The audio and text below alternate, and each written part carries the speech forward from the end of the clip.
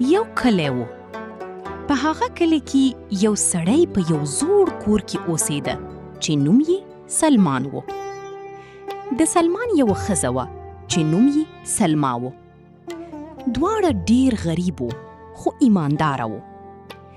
په همدغه کلی کې یو بل سړی په هم اوسېده چې نوم یې حبیب و. د هغه د ښځې نوم شبانه و.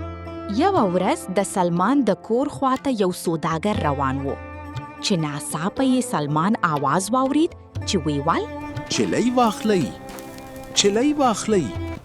سلمان چې دا غږ واورید نو په منډه منډه د سوداګر خواته لاړ.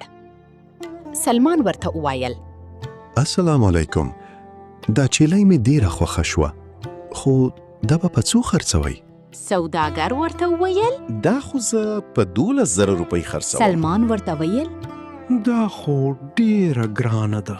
سوداګر ورته وویل دا ډیره ښه چلی ده، ته به پرې ډیر خوشحاله شي. اخیری خبره ماته وکړه، دا به په څو راکوې؟ آخرکار سلمان هغه چیلۍ په 10,000 روپۍ واخیسته او کور ته راغی.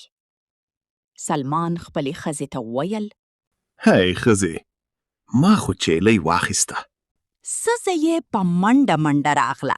هغې چې چیلۍ ولیدله نو یې وویل ای سړیه، دا خو ډیره ښایسته ده او په ښه سودا دې واخیسته.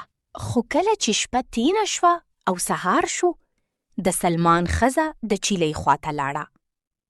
هغه ولیدل چې چیلۍ د سرو پچې کړې وي. د سلمان ښځه ډیره حیرانه او خوشحاله شوه. هغه زر زر د سلمان خواته راغله او ورته یې وویل چیلۍ خو د سرو پکوچي کړي دي.